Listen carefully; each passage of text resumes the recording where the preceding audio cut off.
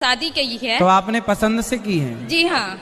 तो वो लड़का बोल नहीं सकता? बोल नहीं सकता, सुन नहीं सकता। तो वो आपसे प्रेम करता है ना? जी हाँ। तो आप लोग क्या करता है वो लड़का? वो लड़का दुर्ग कलेक्ट्रेट ऑफिस में एक चपरासी की नौकरी करता है। सरकारी है? जी।